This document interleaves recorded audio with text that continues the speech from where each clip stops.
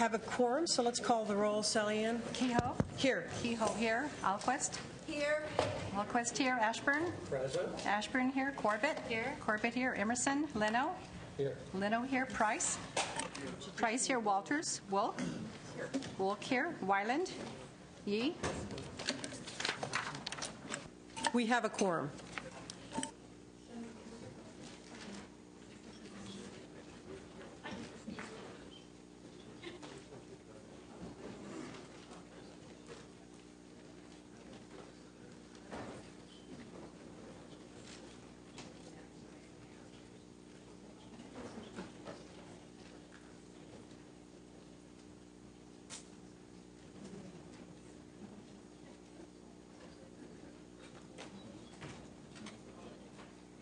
Alrighty. Good morning.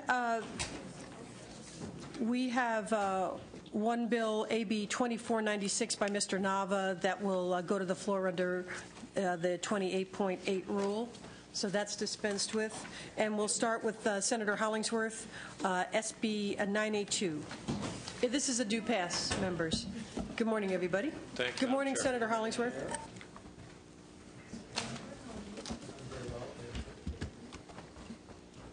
Go right ahead, Mr. Hollingsworth. Thank you, Madam Chair and members. SB 982 is a bill that I introduced at the request of the San Diego District Attorney's Office on behalf of the families of both Chelsea King and Amber Dubois, two young girls that many of you know were taken from their families in two brutal rape and murders. And it is greatly saddening to me that not only have those families had to contend with the devastating loss, but they've also had to endure for this long period of time the probability of public dissemination of the gruesome details of their autopsies, which translates to painful news accounts and permanent internet postings all over the web. Unfortunately, locally here, the family of Sandra Cantu is also facing that same ugly reality. This bill is intended to limit the unnecessary dissemination of autopsy and private medical information by acknowledging a family's right to privacy in such documents where there's no compelling interest in the disclosure. The bill would allow families to request that the autopsy report of the victim be sealed from public inspection if the victim is a juvenile. The bill would not, however, affect the dissemination of reports to law enforcement agents, prosecutors, the defense teams, social service agencies, or child death review teams, nor would it prohibit the use of such reports related to evidence during criminal proceedings.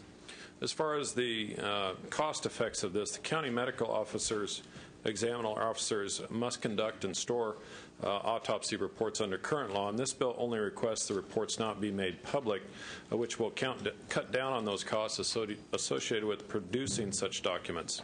I ask that you listen and heed the wishes of the families of these murdered children, and ask that you support this bill that we might preserve the memories, as beautiful memories, of these girls. We have representatives here from the District Attorney's Office who can speak specifically to the fiscal aspects, the way they see the bill, if you would like, Madam Chair. You know, that's sufficient, Senator Hollingsworth, and the committee analysis is agrees that with the departments that the costs are likely minor and absorbable. So with your permission, we'll go to your witnesses.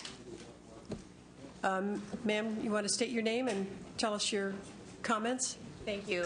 Madam Chair and members of the committee, good morning. My name is Sophia Roach, and I am a Deputy District Attorney appearing on behalf of the sponsor of this bill, San Diego County District Attorney Bonnie Dumanis. In the last year, our state has been devastated by the murders of three young girls, 8-year-old Sandra Cantu, 14-year-old Amber Dubois, and 17-year-old Chelsea King. These brutal murders shocked our communities and forced three families to grieve in public due to unrelenting media interest. The purpose of Senate Bill 982 is to allow families to seal graphic autopsy reports in an effort to preserve and protect the memory of their murdered children. In order to determine the financial impact of this bill, one must first look to the scope of the legislation and determine how many families would be eligible to request sealing of autopsy records. According to the most recently available Department of Justice statistics, under 300 children each year are killed in our state. Of those, only half of the crimes are solved in any given year, and almost a third of those involve parents, taking the eligible number of families under this bill to less than 100. With the additional factors that are required under this bill, which excludes children who are in the dependency system at the time of their murder, and the fact that both conviction and sentencing have to have occurred prior to sealing, it is clear that the number of cases to which Senate Bill 982 would apply is extremely low, probably less than 50 for the entire state for a year. Costs associated with Senate Bill 982 include court proceedings to contest sealing and unsealing of records. However, it is notable that this legislation will actually limit judicial remedies that are available under current law by restricting the people who can bring such suits to qualified family members. This should result in cost savings, as it generally is the public through the media who bring such actions in high-profile child murders. In addition, there would be some savings, though nominal, based on the fact that sealed records would not be subject to Public Records Act requests. Madam Chair, I move the bill. Thank you, Mr. Leno. Anything further, Ms.? No, thank you all for your consideration. Any other testimony in favor? Please come on up.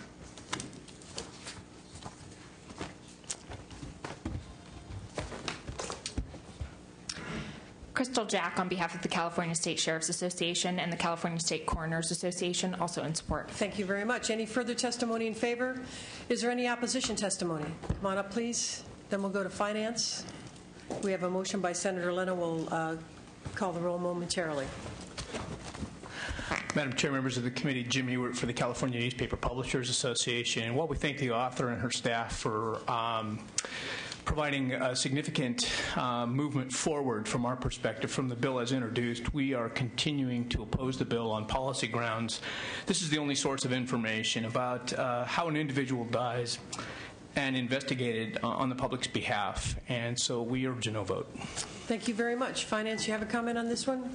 Madam Chair, members of the committee, Miriam Inchinita with the Department of Finance. The Department of Finance estimates that the bill would have minor and absorbable costs. Thank you very much. Members' comments? Senator Corbett. Thank you very much, Senator Kehoe. I just wanted to mention that when this bill was heard in Judiciary, we worked with Senator Hollingsworth, and we very carefully considered, the issues with regard to the appropriate amount of disclosure, but also the sensitivity with which we should treat certain information. And I believe that this bill does strike the right balance, and I just want to thank all parties involved for their work towards this. Thank you. Thank you. Thank you, Senator Corbett. Senator Ashburn, comments? Any? Senator Hollingsworth, will have your close right after we hear from Finance. We did. Oh, you already did. Then if you care to close. My close would be along the lines of Senator Corbett. We think we've found the balance here and removed all of the opposition, save the Newspaper Publishers Association. Thank you. And we have a motion by Senator Leno. Sally Ann, you call the roll. Kehoe? Aye. Kehoe, aye. Alquist? Aye. Alquist, aye. Ashburn? Aye. Ashburn, aye. Corbett? Aye. Corbett, aye. Emerson? Leno? Aye. Leno, aye. Price? Aye. Price, aye. Walters? Wolk? Aye. Wolk, aye. Wyland? Aye. Wyland, aye. Yee? No. Yee, no. 8-1. 8-1. That bill is out. Thank you.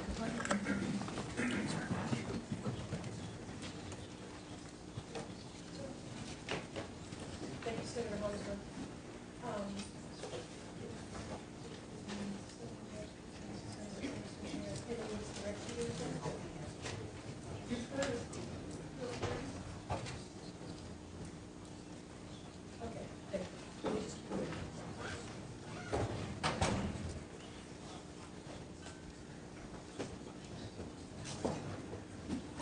And we are going to bring up Mr. Mendoza now to take up AB 2072 on hearing screening. A number of citizens have come to the Capitol to testify on this.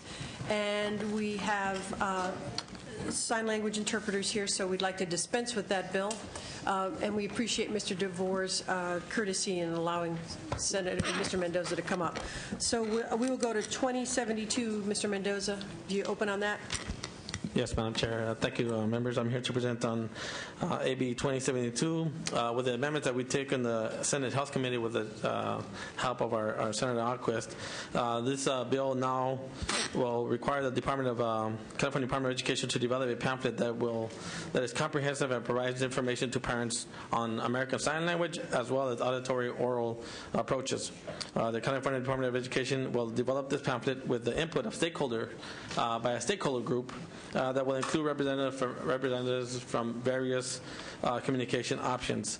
The cost of this pamphlet and conducting the stakeholder panel will be covered by non-state funds, and we worked Senator Anderson to make sure that we were clear on that. This information will be provided by the audiologist who tells parents that their child has been identified as deaf or hard of hearing. The information will also be given to parents at a second time by the local early start provider. And with that, Madam Chair, that we have some folks here to speak in favor, starting with one of the parents, Alicia King. Thank you, Mr. Mendoza. Before we go to the witnesses, it'll be momentary. If I could have the audience's attention, how many people are prepared to speak on behalf or opposed to this bill, AB 2077? Either way, pro or con. All righty. So we will take three statements in favor, and then we'll take the rest of the in favor witnesses, and we'll take three statements opposed and take the rest of the opposed. Yeah, Madam Chair, do you want to set a time limit for each speaker? It doesn't look like there's all that many. You know what? The statement should be on point on the fiscal matters and no repetition, and the statements can go on as long as the chair is listening. Okay, so I'll determine how long they go. But we're prepared to hear, of course, people who have come a ways to talk about the bill. So go ahead, Miss. Good morning. My name is Alicia King, and I'm the parent of 6-year-old deaf twin girls. We first discovered that the girls had their hearing loss when they failed the newborn hearing screening at birth. With their confirmed diagnosis, we were given no information about communication alternatives. A teacher of the deaf did come to our home, and we began learning sign language, but we quickly found that that was not well suited for us, as there are no other deaf members in our immediate or extended family. It took a friend for us to become aware of a local listening and spoken language program that ultimately was a better choice for us. While attending this program, both of my daughters received cochlear implants, and by their 4th birthday, they had age-appropriate speech and language skills. They're now fully mainstreamed in our neighborhood school, sitting beside their hearing peers. They require minimal support services and are meeting or exceeding state standards. I cannot stress enough that it is my parental right to make decisions for my children, and it is best to do so with complete information. We live in a country that is based on the freedom to choose, and rarely is there a situation where one size fits all. But for all future parents of children born with hearing loss, I ask that you give them the information they need to make an informed decision that is timely and best for their family situation. Thank you. Thank you very much. Next, please. Laura Turner, representing California Coalition of Option Schools, and we are in support of the bill. Thank you very much. Janet Christensen, also with California Coalition of Option Schools. I'm also a parent and a teacher of the deaf, and I'm in favor of this bill. Very good. Other testimony in favor of the bill? Folks, testimony in favor. All right, then I'll ask you three to vacate those chairs. We'll bring up those opposed to the bill, opposed to AB 2077.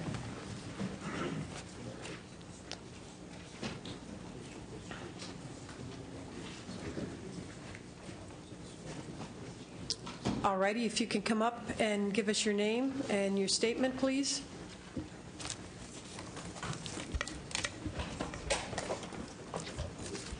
Good morning. Good morning. My name is Sherry Farina. I'm here representing the California Deaf Newborn Identification Advocacy stakeholders of parents and the deaf community members. Senator Polanco is very ill and unable to join me today to express our concerns and why we are opposing this bill in its current form. There were amendments that were made during the Health Committee policy hearing, and they're not in its current form of this bill, which is why we still stand opposed. I would like to share our concerns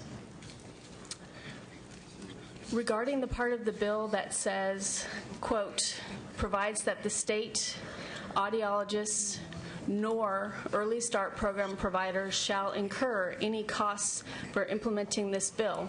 Who will pay for this bill? That's our question.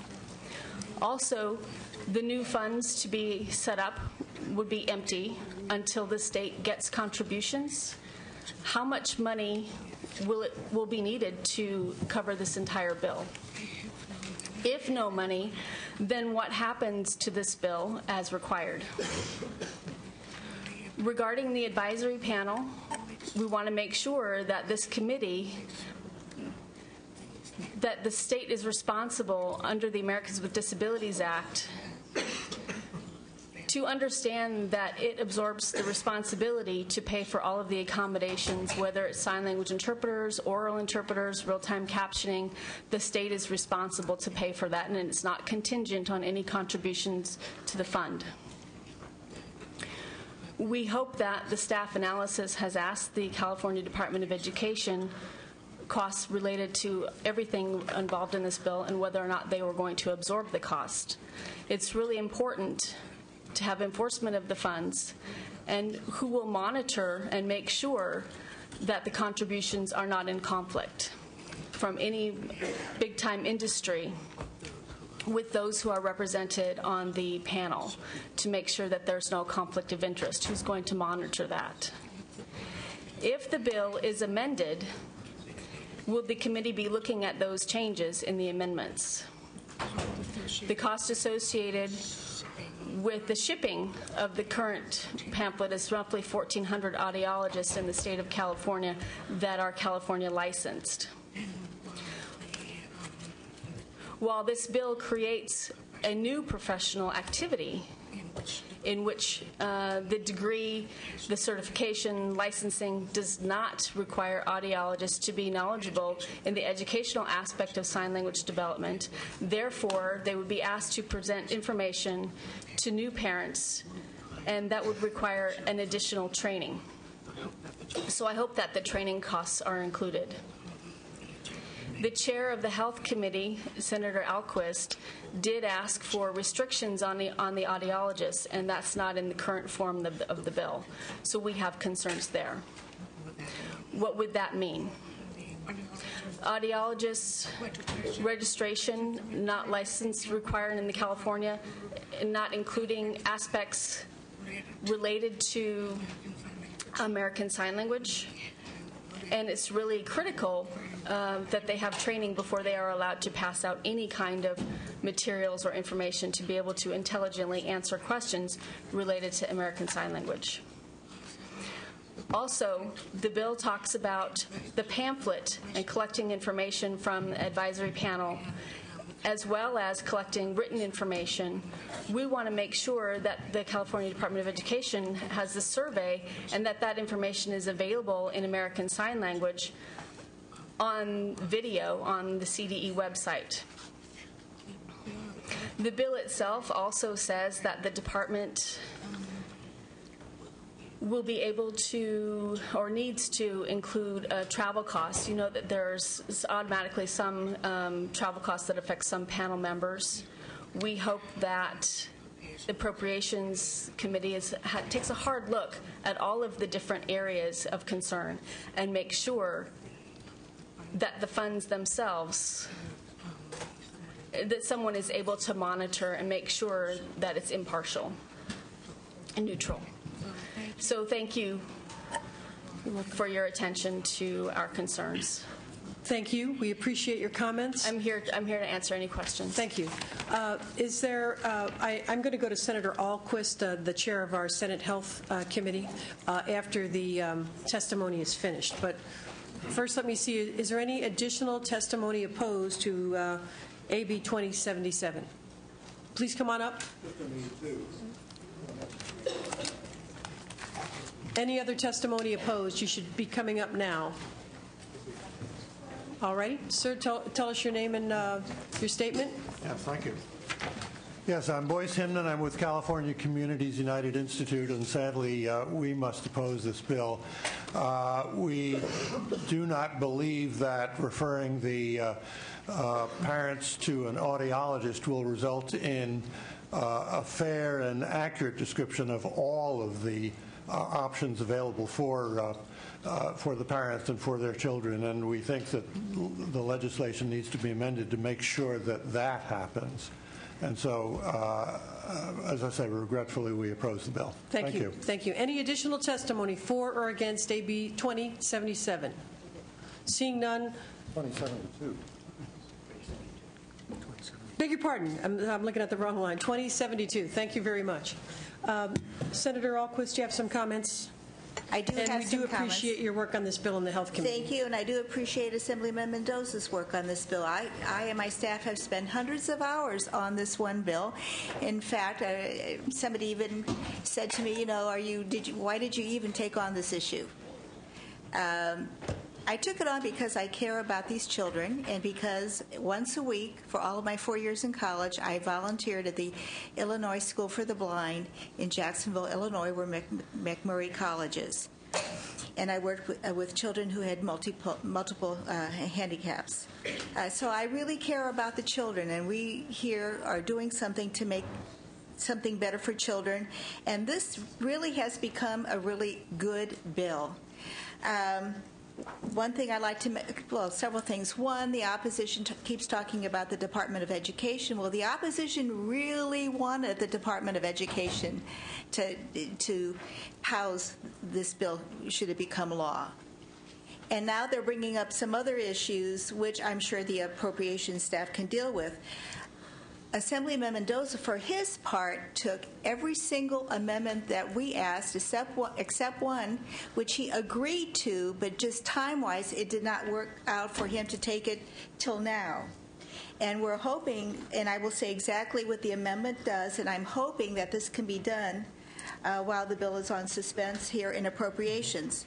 I asked the author to incorporate language in the next committee to prohibit audiologists from steering parents toward a particular option and from influencing the parent's decision beyond their scope of practice. No. That is fair. The Assemblyman agreed to it. I hope that it will be taken here in Appropriations. I've not seen any language from the opposition, any compromise language on this issue. And I believe that this particular amendment will truly see to it that the audiologists are not doing anything inappropriate, which is the opposition's main concern, and I understand that, I get that, and this amendment will take care of that issue. I really hope that this bill will make it out of both houses, be signed into law, because it is time that parents who have babies who cannot hear have options presented to them in a timely fashion. And that means all options so that parents can decide what they want for their child. And that is what this bill does. So I really ask for your support. Will you take the amendment? Or I can't. I would love to make the motion, but I really believe it's in the bill's best interest and the children's best interest to hold the bill on suspense and take the amendment that I just addressed. Thank you, Senator Alquist. And I will just explain the process a little bit because Senator Alquist's remarks, I think, I agree with. The bill meets the requirement for the criteria for suspense because there are costs of about $126,000 in coming years. The amendments that will be author's amendments that Senator Alquist referred to are policy amendments with no fiscal impacts, so the taking care of those on suspense will not change the fiscal status of the bill. We will, unless there's further comments from the members, I'll take finance, and then we'll close this. The potential costs of convening the panel and preparing the pamphlet are unknown at this time. Preliminary estimates from the Department of Education range between $300,000 and $400,000 for travel and printing costs. However, we do note that the bill stipulates that no state funds would be used, and the provisions of this bill are dependent upon the determination by the Department of Finance that sufficient funds have been collected and deposited into the special fund created for this purpose.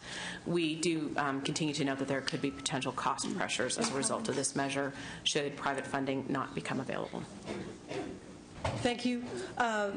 Then without further comment and without objection, the bill goes to the suspense file, and we'll work with the author on the amendments between now and Thursday. Yes, we will be working. We started working with your staff already as far as how we could reduce the cost. So hopefully the bill will get out of suspense. Thank you. Thank you, Madam Chair. Thank you, Mr. Mendoza. All righty, we will continue now in file order. Let's see, we have Mr. Bell. Colonel Cook, I think you are up now with two items, AB 308 and AB 2784. Good morning. Good morning, Madam Chair. Thank you very much. AB 308 will preserve the current longstanding property tax allocation method for the Mountain View Power Plant in Redlands, California. In March 2010, Southern California Edison took ownership of the Mountain View Power Plant, which triggered the unitary tax system assessment. Up until this time, a local formula allowed property tax monies to be distributed in a greater amount to the local redevelopment agency and other entities in the immediate area. The unitary tax system will distribute property tax monies in different amounts and to some new entities that are not in the immediate area. For the local communities to change from a SC, Southern California Edison subsidy, to being owned outright by Southern California Edison is entirely arbitrary. The plant hasn't changed at all, nor have the needs of the community. The Inland Valley Development Agency has had a great deal of success in that area and will lose a major source of funding should AB 308 not pass. While the analysis points out that the state will be required to backfill the loss of revenues to schools as they would receive more money under the unitary system and less under AB 308, I want to point out the following. This bill would not cause a year-to-year loss of revenue to any school from prior years to this year because the local assessment method has been in place for so long. Schools affected by this bill support this bill and would receive additional revenue by way of pass-through agreements with the IVDA. We have a large amount of support by school districts and other entities, and I'm very honored to have an Assemblywoman Carter to also speak and as a joint author. Very good. We'll go to Ms. Carter then. Thank you, Madam Chair and members. As Assemblymember Cook said, for the past 2 decades, the communities surrounding the Mountain View Power Plant have relied on the property taxes to fight blight, spur economic development, provide low and moderate income housing, and provide funding for the schools. And so I'd like to speak for the schools. The school districts are supportive of AB 308 because they will continue to receive their full allocation plus additional school construction funds from IVDA, all while providing a revenue-neutral situation for the state and the taxpayer, particular in view of the severe recession that is affecting our surrounding area. And it's not going to affect the schools negatively, but it will affect them positively, and it will spur development. And so I join Assemblymember Cook in asking for your aye vote. Thank you, Ms. Carter. We'll go to your witnesses. Timothy J. Sabo, General Counsel to the Inland Valley Development Agency. Good morning, Chair and members.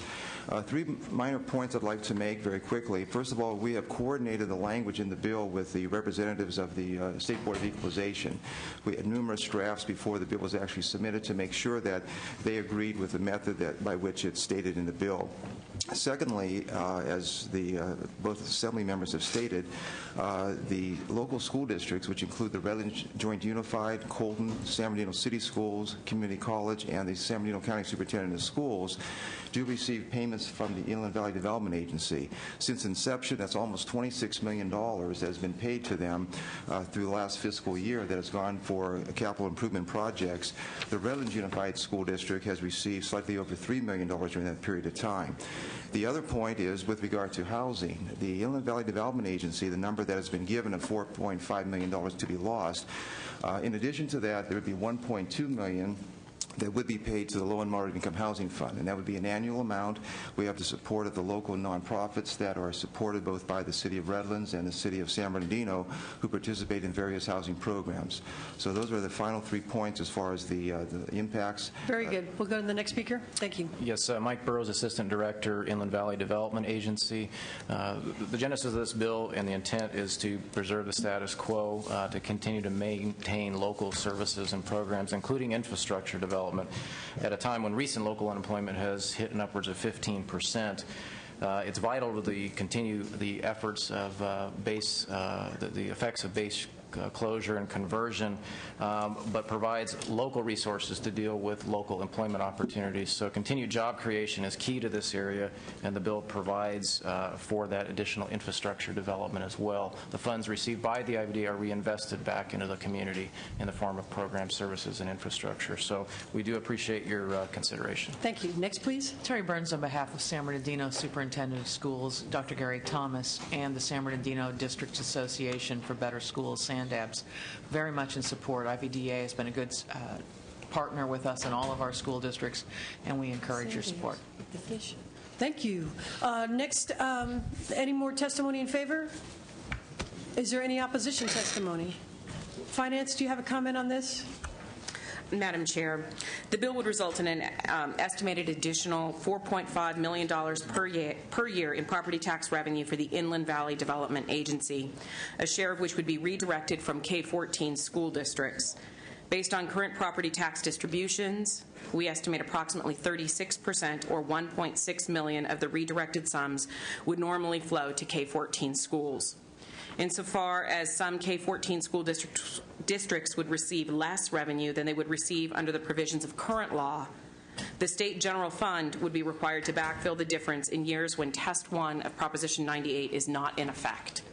This bill would require the San Bernardino County Auditor Controller's Office to adopt a different method of property tax allocation for these property tax revenues, and this could give rise to a state reimbursable mandate. The Department of Finance is opposed to this measure. Thank you. Members, are there comments on this bill? This will also is a suspense candidate. I have just a brief one. This is the committee analysis accurately points out a different number from finance, but definitely a cost to the bill in the range of $2 million. This is foregone revenues. It preserves the status quo.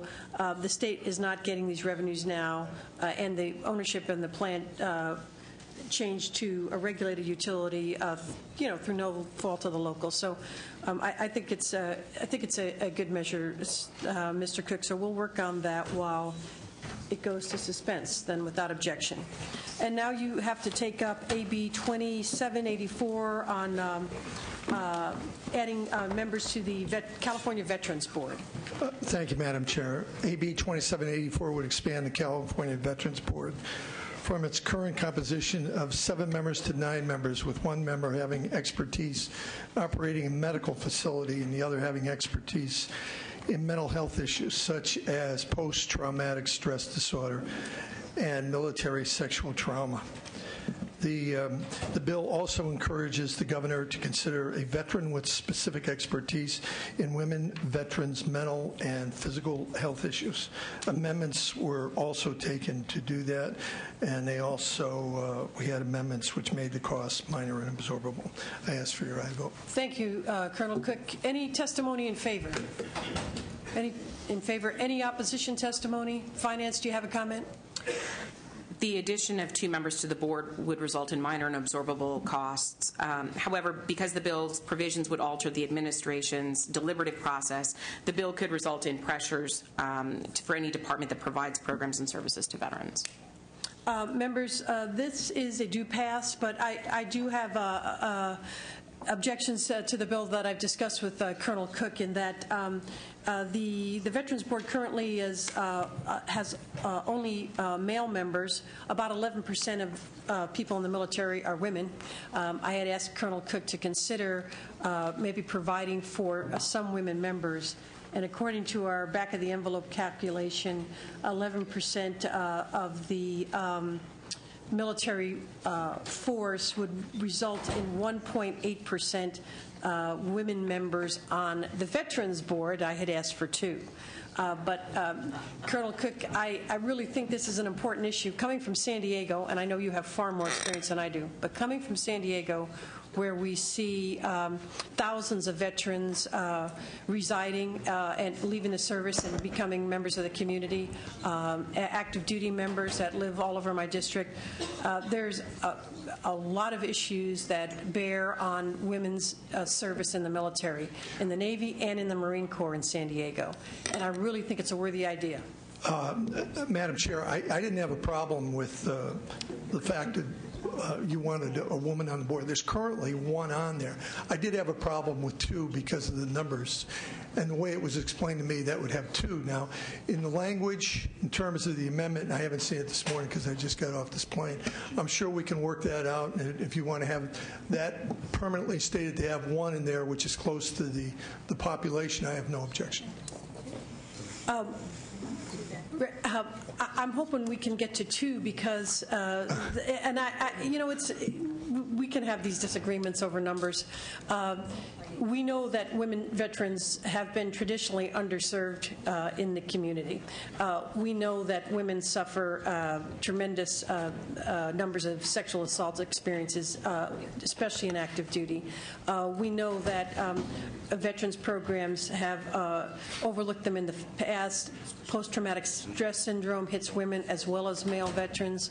So I really do think the women veterans need a bigger voice in how the programs are decided. And in fact, you called it out yourself, saying that sexual trauma, which goes to either gender, admittedly, is one of these growing issues as service members become more and more aware that they should be reporting these incidents and that there are after effects to these incidents.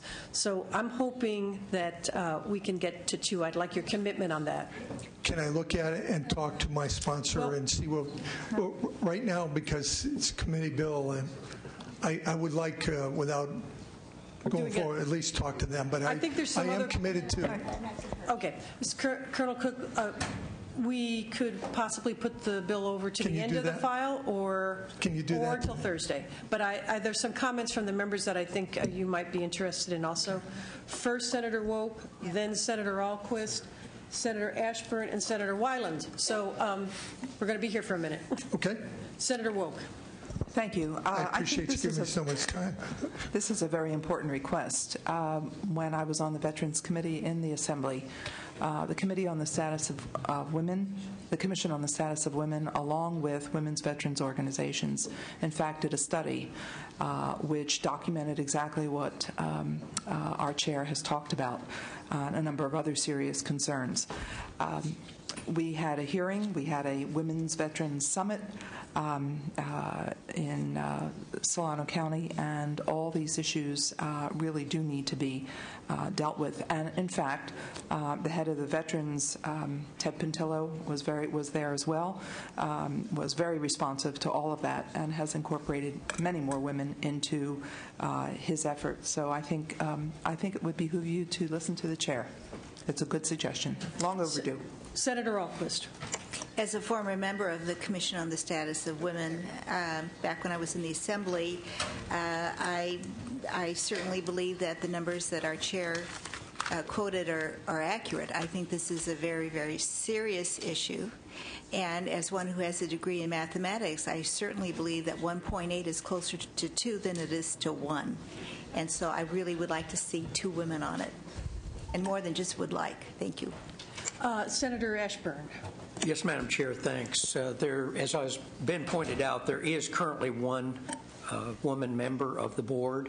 The governor has nominated another woman. Her confirmation is pending before the Rules Committee. But, Madam Chair, I'm more concerned about the consistency of the committee. Assemblymember Nilo was here just a few days ago and asked that a small business member be specifically designated to one of the boards that he was dealing with, and the committee said, oh, no, we don't want to get into that business of saying that a certain slot would be prescribed for a small business owner. And yet, in response to Assemblymember Cook's request, we're saying, oh, well, on the other hand, we're specifically going to designate a slot. So I guess for you, Madam Chair, which is it going to be? Is this committee going to start prescribing membership, or are we not? Not to. I'd like to respond very briefly because I'm mindful of that. In fact, I talked it over yesterday when we were having the briefing on these both of these items, and the. On the Mr. Nilo's bill on CARB, we have an agency that has been in place now for 25 years or so, and there are some designated descriptions of expertise. There are, as we pointed out in committee, 3 members of the Air Resources Board, which has how many, Mr. McCarthy? 11 members are small business owners or previous owners, small business owners at some time in their careers. So we think that there is active and representative membership there. Colonel Cook's bill actually is calling out some new areas of expertise in the expansion on sexual trauma, mental health issues. I can't remember all the details. We know from the work that the Commission on the Status of Women has done and from work done in San Diego by women's veterans organizations that women, veterans, and active duty have been underrepresented in the policy areas.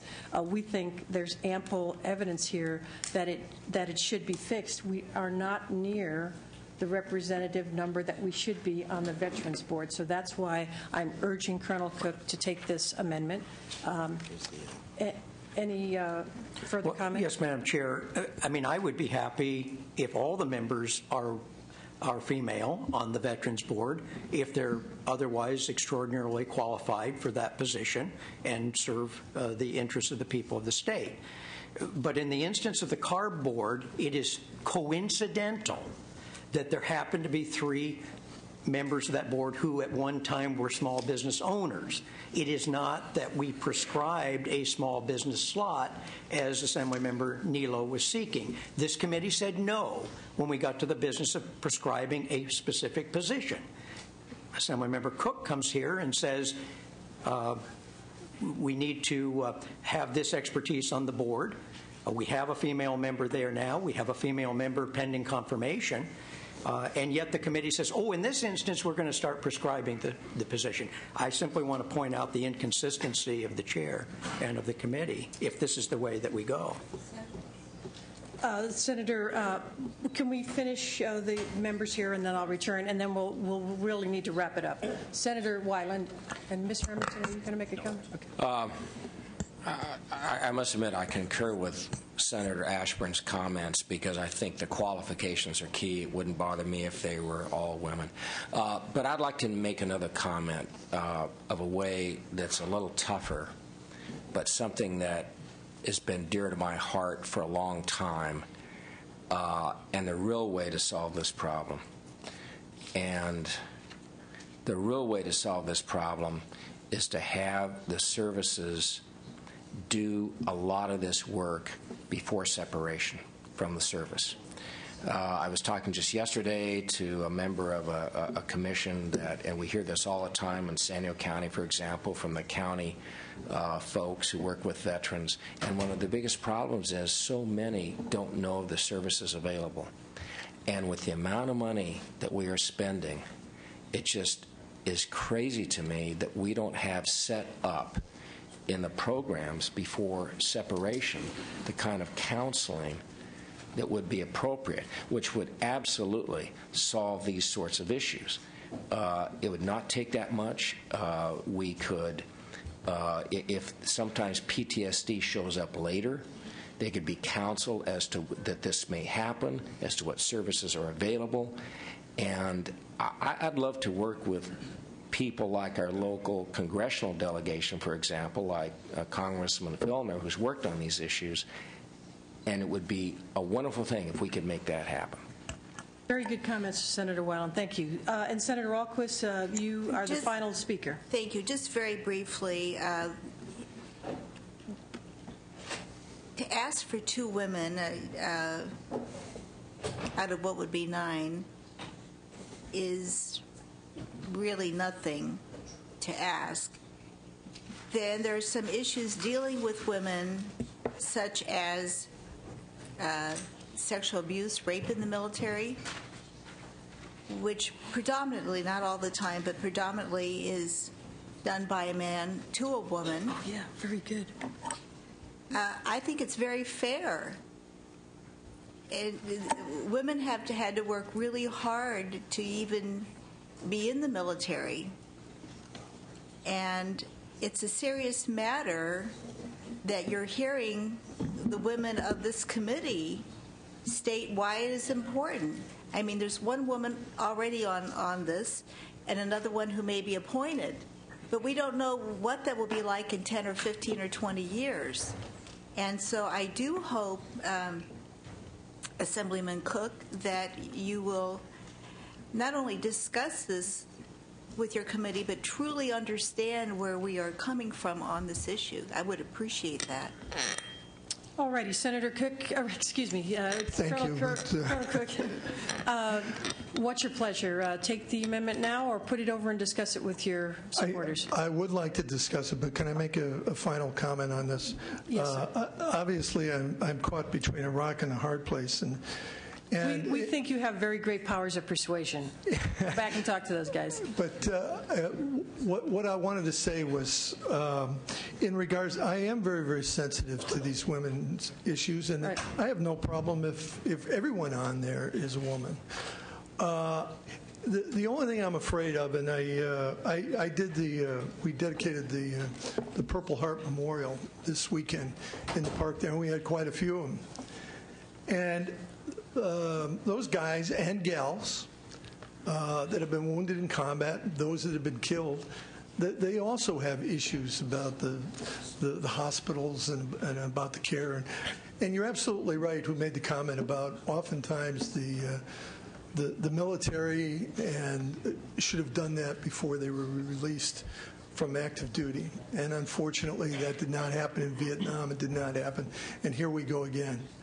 And I certainly agree with those issues that you raised about it's been slighted in the past, but also all these other issues about alcoholism and drugs and all those things. It's kind of like once you're out, they forget about it. Yes. So I'm trying to look for some language where I can kind of accommodate everybody. And, I'm trying to stay away from those other individuals that have different issues where they want so many combat veterans. They want so many from the Marine Corps, the Army, the Air Force, or what have you, where they want specific quotas or what have you. And I'm just very nervous about that, but I did want to talk to Thank you, Mr. Cook. So we'll put it over till Thursday, but we've had the discussion now. So let's come prepared to take it up for a vote. And thank you. And I did want to mention that Ms. Carter still has another bill, if it's okay, if she could present now. I think we have to return to file item order because there's a whole row of members there. Ms. Carter, I hope you'll be patient. We'll try to get to it as soon as possible. Thank you. Mr. Bell is not here. Mr. Jones is here, and then we'll go to Mr. DeVore.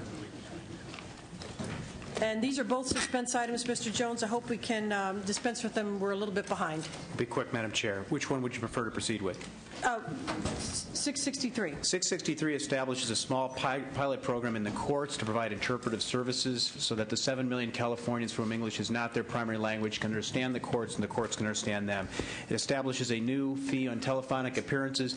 It also has the benefit of making uniform and efficient the delivery of telephonic appearances by having the courts provide for one vendor vendors statewide use the state's buying power to get the best possible deal for telephonic appearances and have uniformity across the courts with regard to the fee. I ask for your aye vote. Thank you. Your witness, please. Vanessa Hina on behalf of the California Immigrant Policy Center. We don't really need to go into the growing diversity in terms of California's language needs. However, we do believe that there needs to be a certain amount of equity in terms of the court systems with how interpretation is delivered. Interpretation is already delivered at the criminal court system and in family court, but also in medical settings. For these reasons, we simply ask for some equity in how the services are delivered and ask for your aye vote. Thank you.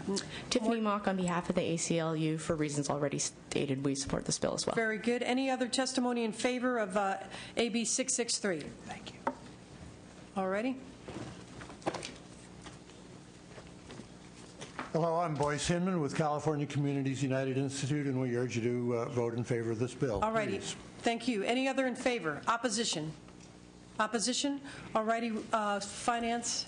The Administrative Office of the Courts reported that the fees in the bill are estimated to generate approximately $4.2 million annually. This revenue would have to be sufficient to cover not only the costs of the pilot program, but also the costs for Judicial Council to administer and evaluate the pilot program.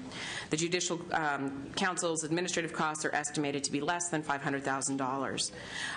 We just like to note for the record that the budget subcommittees in both houses also adopted a $20 telephonic appearance fee to help support for different purposes. So this is a second $20 fee on the same service. All right. Any comments, members?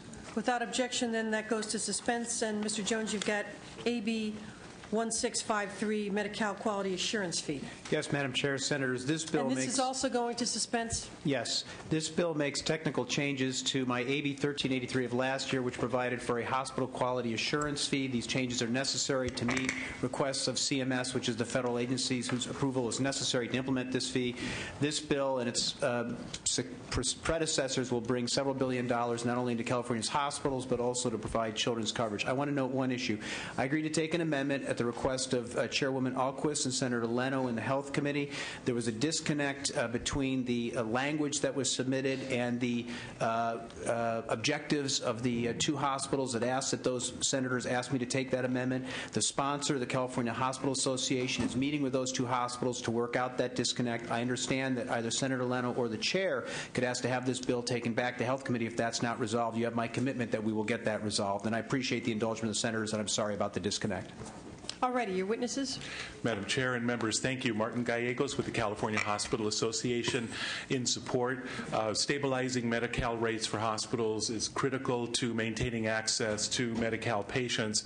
All of our hospitals are in support of this measure moving forward. The publics, the privates, for-profits, not-for-profits, children's hospitals. As you'll hear in a minute, we have no hospital members who are opposed to this measure, so we respectfully ask your support as well. Next, please. Madam Chair and members, Conway Collis, Daughters of Charity Health System, sponsor of the bill.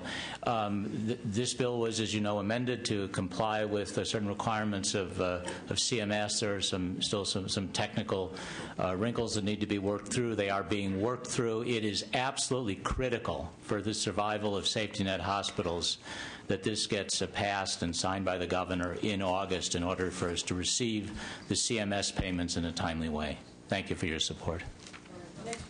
Madam Chair and members, Sharita Lane with the California Children's Hospital Association, and we are pleased to be a sponsor and in strong support of this bill for the reasons expressed by my colleagues. Thank you. Next, please. Yes, Madam Chair and Senators, Nathan Mansky here representing four groups today: the Alliance for Catholic Healthcare, Adventist Health, Loma Linda University Medical Center, and the Private Essential Access Community Hospitals, all in support. Thank you. All righty. Next, please. Judy Wolin with the United Hospital Association, strong support. Thank you. Donna Seiss representing Los Angeles County Board of Supervisors, in support. All righty. Any opposition? Is there opposition to the bill? Seeing none, Finance, do you have your comments? Madam Chair, the bill has been amended since our last analysis where we were neutral and had a couple of concerns, but I have not been able to resolve if our concerns have been addressed. All righty. There's a number of amendments and recommendations in the analysis, Mr. Jones. So I guess you kind of have your work cut out for you.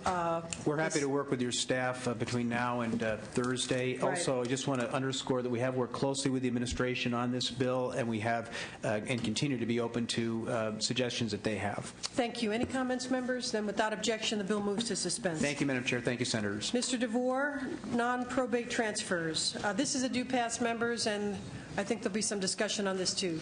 Whenever you're ready, Mr. DeVore. Very briefly.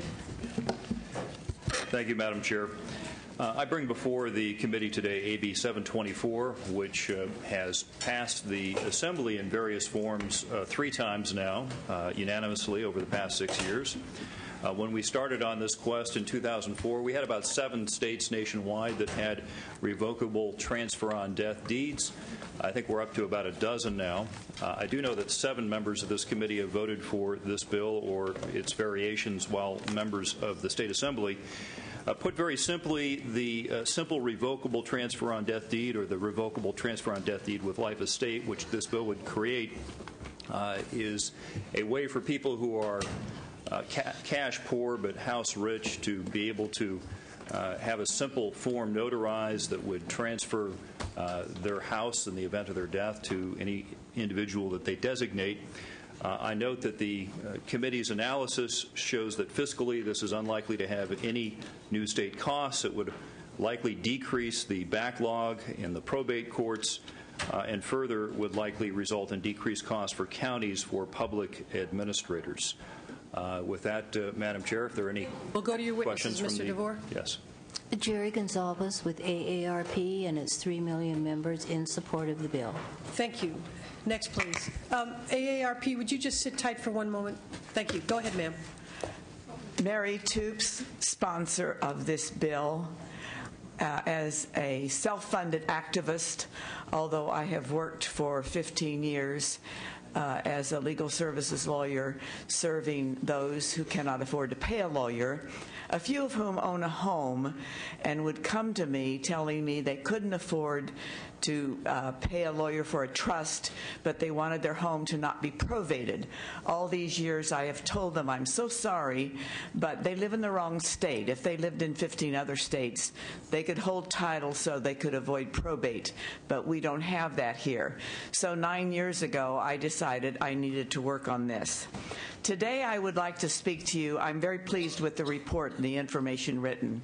I would like to speak to you also as a taxpayer, because I'm very much aware as a lawyer of the probate courts and the workload that they carry, because homes cannot be transferred outside of probate with the exception of the expensive trust. I would like to see our probate courts dwindle in size, and they will once this deed is passed.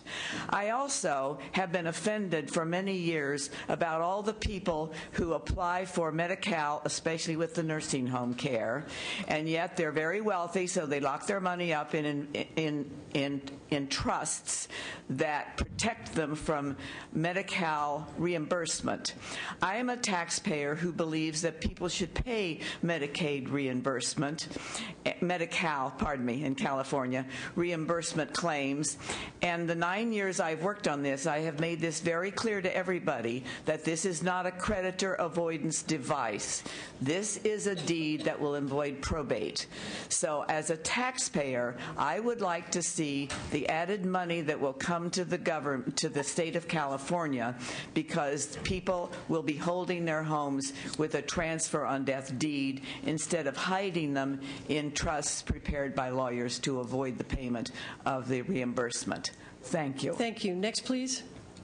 Larry Doyle on behalf of the Conference of California Bar Associations, a statewide organization of 25 metropolitan, local, and specialty bar associations. The conference supports AB 724. It is fills a significant gap in estate planning tools, providing a straightforward, inexpensive, and reliable means of passing real property that may be the decedent's major asset directly to a beneficiary. It is the only mechanism that's available. It has become more common in recent years, as Assemblymember DeVore noted. It is the law in 13 states, and one of those states has been that way for many, many years. The experience has been very good. This legislation was developed by the California Law Revision Commission, which does excellent work.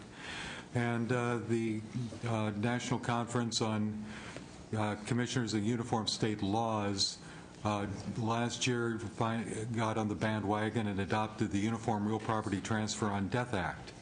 So this is something that is moving very forward, and California should join to. All righty. I just want to ask our AARP, because you represent so many retired people, that one of the questions about this bill is that seniors may not have, could be taken advantage of. Do you see that as an issue with this bill? Yes. That's the reason that we're supporting it also. Under the bill, that seniors would be more vulnerable to being talked into. Yes. All righty. Oh, that's an interesting response. I don't quite get that. But well, we do have a lot of testimony, so I'm going to ask you to vacate the seats and we'll go on. And members, I will go to Senator Corbett, Chair of the Judiciary Committee, when we finished with the testimony and finance to make some comments. Thank you. Madam Chair, members, David Wolf here with the Howard Jarvis Taxpayers Association. We're in support of the bill and deem it as one of our highest priorities in this session, so thank you. Thank you. Next, please. Boyce Hinman with California Communities United Institute. You've mentioned the fact that the opponents have been raising objections and claiming all kinds of problems that could result from the bill. The bill and its previous versions have been around for 9 years, and if you look at the committee hearing records, you'll see that they have never produced any significant evidence of problems with a similar legislation or laws in 13 or more states around the country. So thank you. We urge your support. Any other testimony in favor? Opposition testimony. Please come up.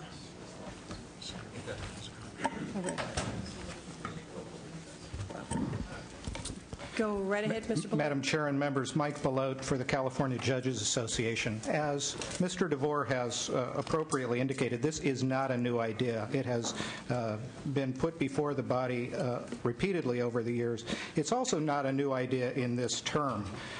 The California Judges Association wrote a letter of opposition to the Assembly Judiciary Committee on April 24, 2009, almost a year and a half ago, raising 5 very, very substantial concerns about the bill. The proponents have decided to address none of them. So there are very, very serious legal problems that the committee must be aware of. And the biggest one, and judges, I would say, have absolutely zero interest. There's been a lot of speculation about why people are for this bill or why they're against it. Judges have absolutely no axe to grind in this except protecting the public. And the biggest concern falls under the category of elder abuse. And people have challenged us to come up with a specific example of a problem with the bill, and I'll do that. The bill prohibits any contest of a transfer on death deed until the death of the transferor. That means if there is evidence of elder abuse, there can be no challenge of the transfer on death deed till the person dies. And that person is the best person to testify about what they intended to do. So we are very, very concerned that the bill, purportedly a simple, inexpensive option to probate, is in fact a ticking time bomb with respect to elder abuse. And we would ask the committee to be very, very aware of that and ask for a no vote. All righty. Next, please. Madam Chair, committee members, my name is Craig Page. I'm with the California Land Title Association. We represent the title insurance industry in California. I have similar concerns. I think that what this bill would create is essentially drive-by estate planning, as one of the other opponents has referenced in their letter. And I think that when you oversimplify the system. In some cases, it's going to have adverse consequences, especially with elder abuse, financial elder abuse. In one situation that was highlighted in the Senate Judiciary Committee, there's already been an instance that has come to my that I've become aware of in Monterey Park, where a caregiver filled out one of these things and started withdrawing care from a senior citizen, and the daughter had to step in, get him into a hospital, and then realized later that the reason why he was withdrawing care is because he was trying to take advantage of using one of these in California. Nothing prescribes you from using these in California now under existing statutory law, but I don't think it's wise for us to be pushing this as a new form of estate planning when I think seniors are going to get burned by an oversimplified system where a fiduciary is not giving them guidance on how they should be vesting title to the property. Alrighty. Any other testimony in favor or against? Finance, do you have a comment on this one? The California Law Revision Commission anticipates no additional resources would be needed to implement this measure. Alrighty. Senator Corbett, some comments? Thank you very much, Madam Chair. This bill has been looked at in the Judiciary Committee on a couple of different occasions, and in fact, in the past has not been successful in moving forward. And I think probably one of the most telling things about the support and opposition of the bill, although there is some wonderful support of this bill in many organizations that I work with always, I'm willing to oppose these friendly and great advocates on this occasion because of my concern about this bill. I think it's very telling if you look at the short list of opposition. The Judges Association, who provide the oversight to ensure that we don't have elder abuse in many occasions. The California Land and Title Association, who of course prepare the very important documents that ensure that people's property remains in the hands of those that it should be. They also look out for fraud.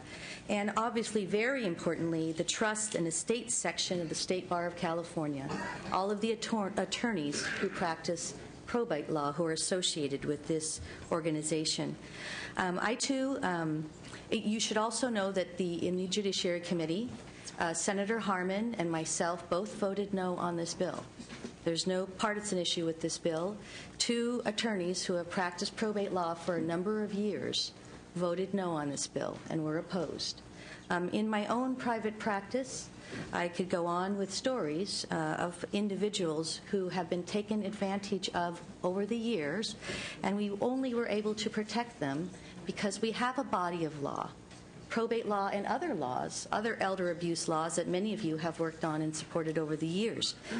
This bill, I think Senator DeVore is very sincere, and obviously Ms. Tubes is very sincere in her interest in trying to make a process easier for people. But I'm afraid in this case it's just a little overly simplistic. The opposition testimony gave you some examples as to why process-wise this doesn't work. People wouldn't even have an opportunity to seek justice on this measure until after a person has died. And obviously, the person's not available to be a witness to talk about what has happened.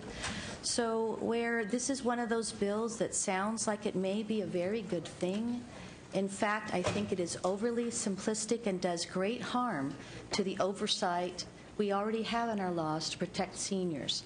And the one last thing I would add is there are processes already for the ability for people to pass property without probate.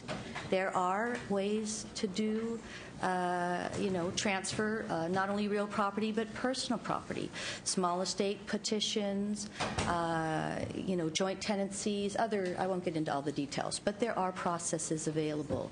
I personally, in my practice, I am someone who always discouraged people from the trust mills that Ms. Tubes is very concerned about. There are, in fact, and sadly, people who do take advantage of individuals and asking them to complete these, very expensive trusts to avoid probate when that's really not necessary. So the problem is going after the trust mills, not making a process overly simplistic where our seniors will not have the opportunity for oversight to ensure that their property that they've spent their whole lives acquiring is not available to those that they wish upon their death. So there's no way I can support this measure, and I would ask my colleagues to not support the measure as well. Thank you, With Senator all due Corbett. respect, Assemblymember DeVore. Sorry.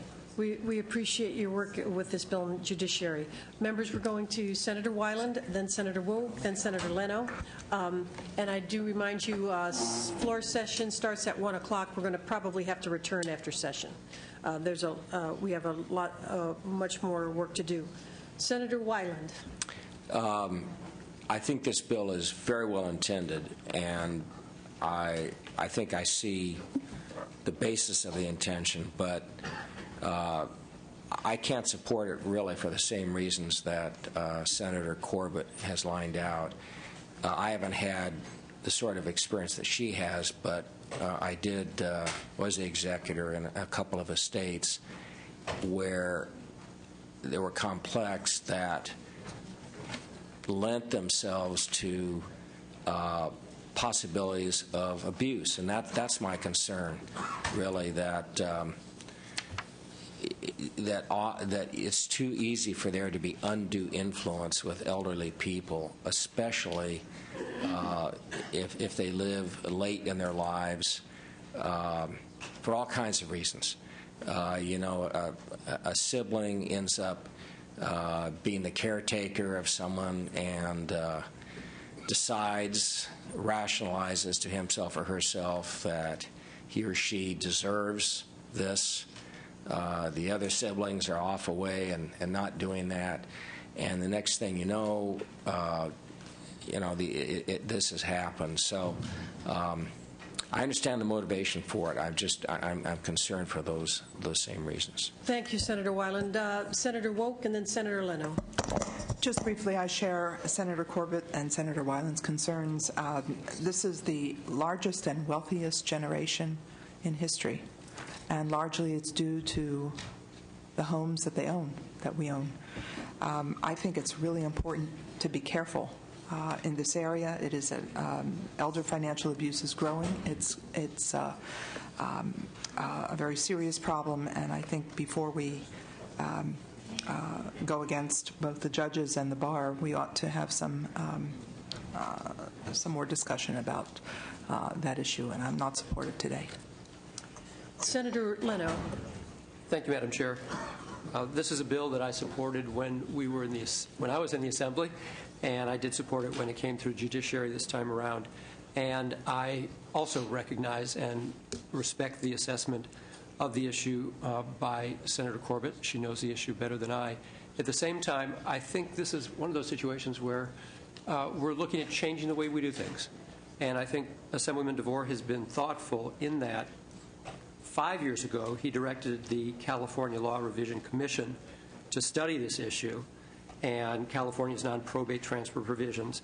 At the time, there were 9 states, as you mentioned, that were already doing this, and that in October of 2006, as the analysis points out, the Commission issued its recommendation that California establish a carefully crafted revocable TOD deed. So given that the bill has the requirement that the Commission must report back to the legislature the 1st of January 2014, looking at whether the revocable transfer on death deed is working effectively, whether the revocable transfer on death deed should be continued, and also whether the deed is subject to misuse or misunderstanding. So we'll have a way to have a check and balance here as we proceed to do business in a slightly different way that we're doing.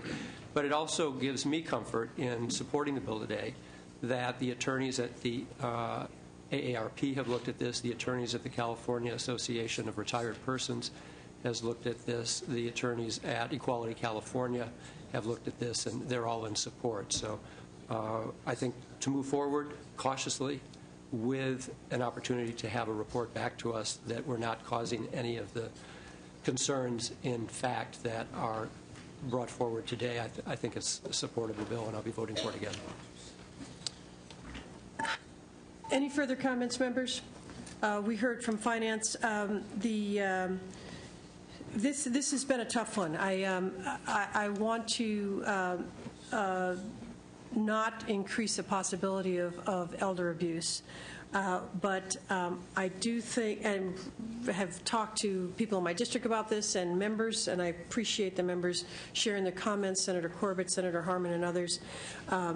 But I do think that the sunset and the recommendation by the Law Revision Commission gives it some safeguards, a framework in which to allow this to go forward and look at it again in 5 years' time.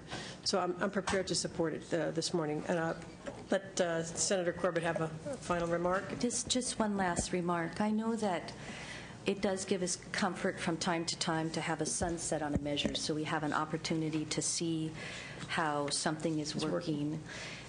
But my concern in this case is that the only way we're going to be able to see whether it's working is that we have the potential for risking many, many individuals' estates and the protection of those states over those 4 years. In other words, the only way we see if it's working is if we put people at risk. So, I unfortunately don't share that same concern with you. And again, because these documents are not overseen by the courts, I have grave concern as to how any information with regard to fraud and undue influence is even going to make it back into the report, because these are documents that are pretty much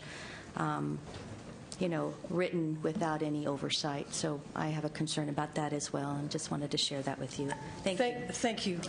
Mr. DeVore, do you want to close very briefly, please? Thank you, Madam Chair. I greatly appreciate the comments of the committee, especially Senator Leno, who has in fact followed this bill from its inception in the Assembly and on policy committees. I will note to the committee that the policy committees in both the Assembly and the Senate did pass this bill. I didn't hear any substantive arguments against the bill from a cost standpoint in this committee. And lastly, we do now have 13 states that have enacted this similar legislation. In this case, of course, we're patterned after the California Law Revision Commission, which did in fact recommend that California adopt legislation along these lines. And with that, I would respectfully request the committee support for this measure. Mr. Leno, are you making a motion? Mr. Leno moves the bill. This is a due pass. Members, please call the roll. Kehoe? Aye. Kehoe, aye. Alquist? Ashburn? No. Ashburn, no. Corbett? No. Corbett, no. Emerson? Leno? Aye. Leno, aye. Price? Walters? Wolk? Wolk, no. Wyland? Wyland, no. Yee? Yee, no.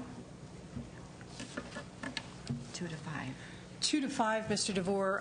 You need 6 to leave the committee. I'll leave it open for till session.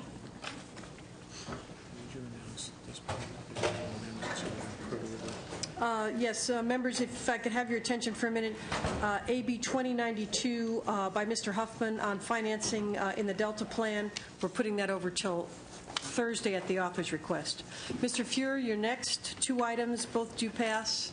AB 939 on family law proceedings. Thank you very much, Madam Chair, members of the committee. Both are non-controversial, and I'll do this very briefly.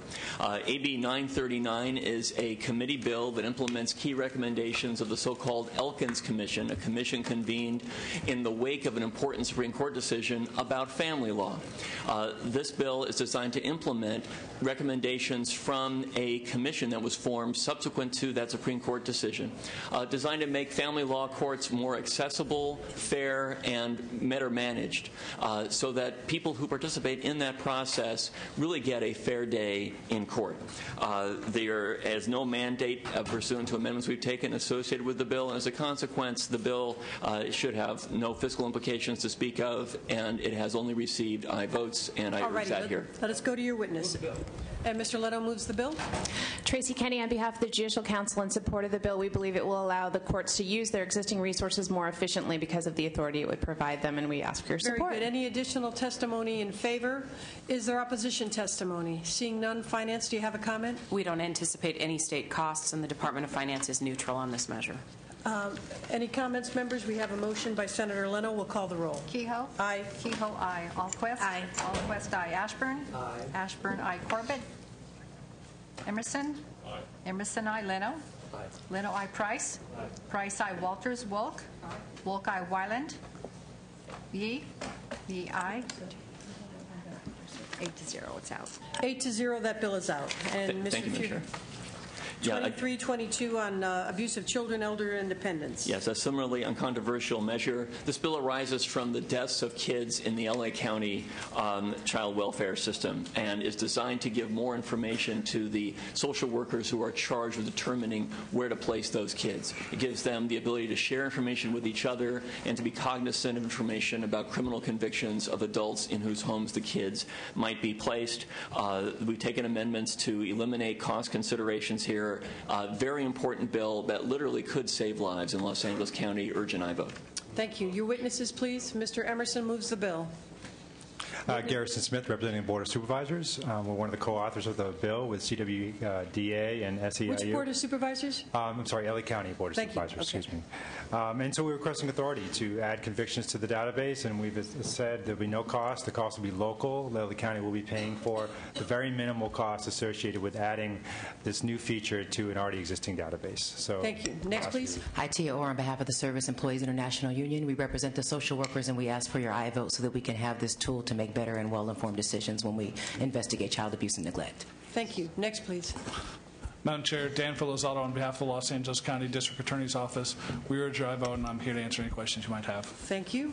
And Lieutenant Wayne Billowwood on behalf of Los Angeles County Sheriff's Department in support. Thank you. Very good. That is testimony in favor. Is there any opposition? Finance, I don't have a file on the current version of the bill. All righty. I have a motion by Senator Emerson. If there's no comments from the members, we'll call the roll. Kehoe? Aye. Kehoe, aye. Allquist? Aye. Allquist, aye. Ashburn? Aye. Ashburn, aye. Corbett? Emerson? Aye. Emerson, aye. Leno? Aye. Leno, aye. Price? Aye. Price, aye. Walters? Wolk? Wolk, aye. Wyland? Yee? Yee, aye. 8-0. 8-0, that bill is out. Thank you, Madam Chair. Thank you, Mr. Fuhrer. Let's see, Ms. Lowenthal, Mr. Chesbrough, Mr. Buchanan, Mr. Blumenfield, and then two items. AB 1759, due pass on health care coverage rates. Go right ahead. Okay. Thank you, Madam Chair and members. AB 1759 would require health plans and insurers to provide separate enhanced disclosures to business owners and other purchasers of large health coverage. The bill would result in minor costs to the state while allowing business owners and others with more than 50 employees to be made fully aware of important conditions which under premium hikes could occur in the contract. Receiving this new highlighted information would allow business owners to better compare among health plan choices and to negotiate changes if necessary before agreeing to provisions often buried in long contracts. The original bill was prohibited the mid-year contracts, but working with the chair of the committee, this is now a disclosure bill, and I ask for your support. Thank you. Testimony in favor? Opposition testimony? Thank you, Madam Chair and members. Nick Luizos, California Association of Health Plans. First of all, I'd like to acknowledge the amount of work that Assemblymember Blumenfield has done with our industry with respect to this bill, and the Chair of Senate Health has certainly done some work as well. Unfortunately, at this time, we're unable to remove our opposition to the bill. We believe the bill as written creates an unnecessary additional step in the contract negotiations between plans and large group employers, which we don't believe is needed, considering that existing law already states the factors under which plans and group employers, the factors that must be agreed to if a contract includes any type of stipulation that a change could be made when there are changes in the group market. So at this time, we are still opposed to the bill. Thank you. All righty. Any other testimony in favor or opposed? Seeing none, finance, your comments? The Department of Managed Health Care estimates costs could be about $50,000 to review plan filing documents. Yes, we agree. Members, this is a due pass. Senator Leto moves the bill. Any comments? Seeing none, we'll take the roll. Kehoe? Aye. Kehoe, aye. Allquist? Aye. Allquist, aye. Ashburn? No. Ashburn, no. Corbett? Aye. Corbett, aye. Emerson? No. Emerson, no. Leno? Aye. Leno, aye. Price? Aye. Price, aye. Walters? Wolk? Wolki, Wyland. Yee. Yee, aye. 7-2. 7-2, that bill is out. Mr. Blumenfield, your next item is AB 2724, Renewable Energy Resources, and this meets the criteria for suspense. Yeah. Please go right ahead. I'll be very brief, but since I understand the opposition may say some words, I want to say a couple of quick words. This bill would provide a way for state agencies to ramp up solar generation to meet energy reduction targets at no cost to the general fund. This is an important state goal. It would increase the solar incentives available to state renewable energy projects from between 1 to 5 megawatts, and these larger incentives from the CSI would be capped at an aggregate of 26 megawatts. That's an important point. DGS estimates the state could save as much as $20 million over a typical 20-year power purchase agreement for the 26 megawatts of power. Also, in response to the committee analysis, I'd like to offer authors' amendments to specifically reference the Executive Order S-2004, which provides for the 20% energy reductions as per the committee analysis. We'll look at those amendments while it's on suspense, Mr. Blumenfield. It's received bipartisan support, and I respectfully ask for your aye vote. Thank you. Your witnesses? Melanie Perrin, Department of General Services. We are the sponsor of this bill and ask for your support. Thank you. Next, please. Patrick McCoy, Department of General Services. Thank you. Any other testimony in favor? Is there opposition testimony? Comments from the members? Finance, do you have a comment?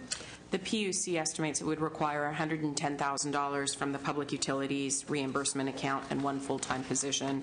Finance notes that these costs may be absorbable within the existing PUC resources, and we will evaluate any requests for additional resources at time of budget development. All righty then. Senator Corbett, yes, please. Thank you very much, Madam Chair.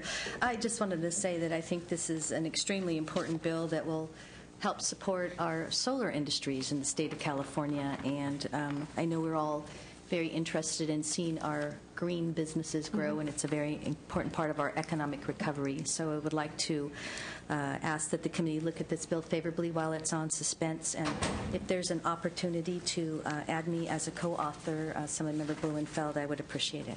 Absolutely. Thank you. With that amendment, there would be an opportunity. Thank you. We will look at the bill on suspense then. Without objection, it goes to suspense. Thank you. Ms. Torres, you have 3 items, all headed to suspense, AB 2033, 2151, and 2293. You can begin whenever you're ready. Ms. Carter, we appreciate your continued patience. Thank you. Go right ahead. Thank you, Madam Chair. I will be waiving presentation on AB 2151. All righty. And are you waiving presentation on the other 2? No. All righty. Go right ahead. Assembly Bill 2033 would require the Department of Housing and Community Development, HCD, to apply for federal funding to address homelessness in rural counties. HUD has estimated California will be eligible for $900,000 to pay for housing services. 13 California counties have not applied directly to HUD for these funds due to limited resources. HUD has agreed to provide free technical assistance to HCD to develop an application. The analysis states that HCD would need 4 staff persons to do a homeless count, identify potential projects in communities prior to submitting an application, and create a plan for allocation. The free technical assistance provided by HUD covers all of these activities. The only cost involved in bringing these much-needed resources to the state would be minimal cost of completing the application. CLC staff and consultants who have completed such applications have estimated the cost of hiring a consultant at $10,000 to $25,000. If the state's application is successful, HCD will receive funding for administering the program. In addition to bringing much-needed funding to rural communities, a balance of state program would allow the state to play an active role in ending homelessness. And the governor. Ms. Torres. We'll go to your witnesses. Thank you. Zach Olmstead on behalf of Housing California. And we just wanted to clarify what probably are a couple of misunderstandings that may have led to a higher cost analysis for this bill. As Ms. Torres mentioned, HUD is already providing free technical assistance to the department. It's not that it's just going to be available. It's already being provided to the department and will cover pretty much every activity that would be required to apply for this money. Furthermore, a balance of state application, which we're talking about here, is different than what a locality would do. A balance of state application is not required to do a homeless census in the same way that a locality is going to have to do. So when the analysis identifies that, it's not that people have to go out in the field to these areas. Balance of state applications are able to do so in other mechanisms, which the technical assistance, again, that HUD is providing would cover. Also, what's mentioned, the homeless management information system, that is also administered by HUD as part of the grant once you're funded. So the state would not have to cover the administrative costs for managing that homeless management information system. Nearly every other state does this, and they're doing so with only 3% administrative costs being covered. Next year, that's going to double to 6%. So with every other state nearly being able to do it, it's high time, I think, our state, with the highest homeless population in the country, 21% of the nation's homeless, we need to find a way to be able to do this. And this is funding that we've been losing out on for probably 2 decades now. This is not any sort of new type of funding. We've been losing $1 million for about $1 million every year for about 2 decades. That's a lot of money that could have been providing homeless services, build capacity in these rural areas, and certainly possibly change the way we deliver homeless services throughout the state, and not, many times rurals will say, or urban areas will say, homeless people come to our areas because that's where the services are. Well, if we'd been going after these funds, that may not be the case. Okay. And we need to start somewhere and start obtaining these funds for our rural areas, which desperately need them, and say they can use them. So thank you. Thank you. Next, please. Judy Boland with NAMI California in strong support. Thank you. Next. Cindy Hillary, Regional Council of Rural Counties, in support.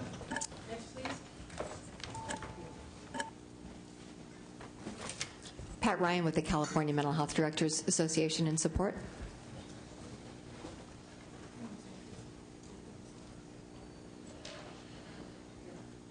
Any other testimony in favor? Is there opposition testimony? Finance, your comments.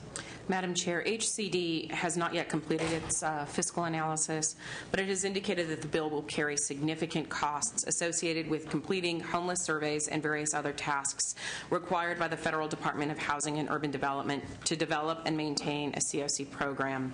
In addition to the cost to develop and maintain the program in the 13 counties that do not have COC programs, the bill would allow existing counties that currently have COC programs to shift costs to HCD. Depending on the number of counties that shift the program, these costs have a potential to be significant, as HCD would be required to complete periodic homeless counts as well as various other activities required by HUD for the COC program. HCD has been unable to determine if state administrative costs for these activities could be paid for from the federal funds. If not, this would be a general fund activity. All righty. Members, if there's no comments, we'll move this bill to suspense without objection. Is there some other testimony? Already. Next is AB 2151, Insurance Employees Accidents. I am waiving on that bill. Alrighty. Support on AB 2151. This is Employees and Insurance 2151. Any testimony in favor? Any opposition testimony? Seeing none, Finance, do you have your comments? The bill would exempt an insurance company from defense or indemnification for specified individuals that have been that have had an automobile accident during the performance of their duty. It doesn't specifically subject the state to liability. It would subject the employee to a loss or require the employee to seek damages, resulting in increased. Just in the interest of clarity, let me tell you, we were not aware that you were waiving presentation on this. We do need a letter from your office, and I want to make sure there's no testimony on this, because my understanding is this would apply to insurance policies for peace officers, highway patrol, firefighters, etc. So there's no testimony on this bill? Alrighty. Then without objection, it goes to suspense, and if your office could get us the letter, we'd appreciate it. Next is AB 2293, Housing and Construction Loans. Thank you once again, Madam Chair. Assembly Bill 2093 is intended to get affordable housing projects that qualify and receive housing bond awards to start construction. Housing California found that affordable housing projects that are ready for construction can generate 345 housing units, 459 construction jobs, and 180 permanent jobs if they could secure the construction loan. This bill gives HCD discretion to use several options to move these projects forward. I have been working with your staff and the Department of Finance to address concerns with the bill and will continue to do so as the bill is on suspense. Thank you. Thank you. Your witnesses?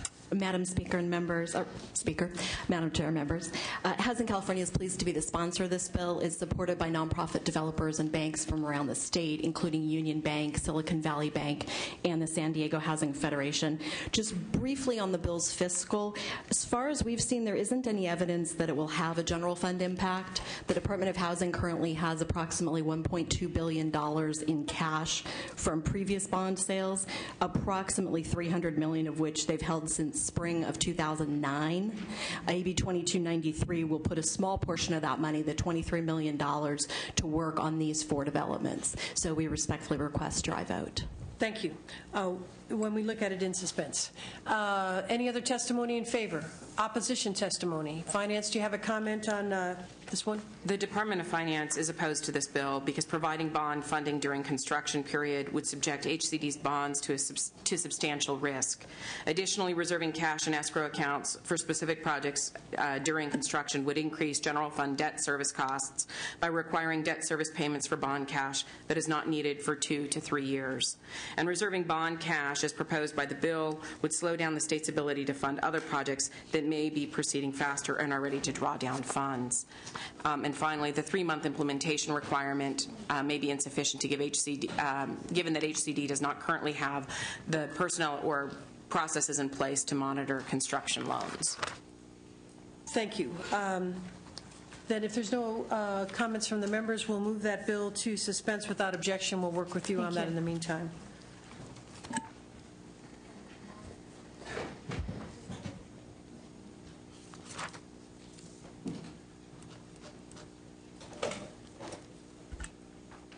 All righty, Mr. Solario, the pharmacy bill, AB 2077. This is a suspense candidate, members. Thank you, Chair and members. This bill is designed to encourage and enable hospitals to invest in technology that will greatly reduce the risk of medication errors. This is a patient protection measure that addresses a public policy issue that has been around for many years, and study after study concludes that the current level of medication error in hospitals is unacceptable. This bill will allow a hospital to set up a compounding and repackaging pharmacy. Activities already authorized in hospital pharmacies. We're just trying to help centralize. As noted in your staff analysis, I do agree and believe that the costs suggested by the Department of Health are exaggerated in terms of how much it would cost to oversee this new current situation. First, it is simply not reasonable to assume that 42% of hospitals are going to set up a central pharmacy in the near future, and we have representatives from the Hospital Association here about that. Second, the bill will not create more pharmacy activity. Rather, it will merely be a different type of activity, and in fact may be less because there will be centralization. Third, the technology needed to generate the barcoding, which is required in this bill, would make oversight and tracking easier than it is without technology, and thus easier for oversight. Members, this bill is good for hospitals, it's definitely good for patients, and I ask you to keep this bill and these issues in mind as you consider your suspense file. Thank you. Thank you, Mr. Solario. Your witnesses, please go ahead. Madam Chair, members, Bryce Doherty, on behalf of the California Society of Health System Pharmacists, proud co-sponsors of the bill, I'll just bring your attention to the last comment in the committee analysis, which points out that the California Board of Pharmacy, which primarily regulates hospital pharmacies and what's commonly referred to as the pharmacist in charge, which is the PIC in these particular facilities, has identified minor and observable costs with relating to workload related to the bill. We ask that you keep that in mind when the bill comes up on suspense. Thank you. Thank you. Next, Madam please. Chair and members, Connie Delgado Alvarez with the California Hospital Association, and as the Assemblyman mentioned, this will help hospitals work towards reducing medication errors in a very efficient way.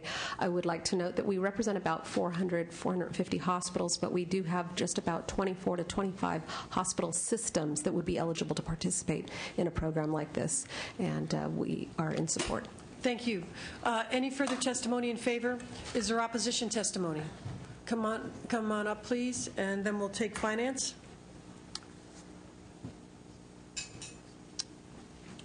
Go ahead, state your name. Hi, George Kadakis with the Department of Public Health, and we have approved opposed position on this bill for the issues stated already. For finances statements, you mean? That's correct. All right. Any other testimony opposed? Members, any comments? Then without objection, finance? Sorry. I'm thinking of your previous statements. That's okay. The Department of Public Health indicates that it would incur unabsorbable costs in 2010-11 of $455,000 and $837,000 ongoing.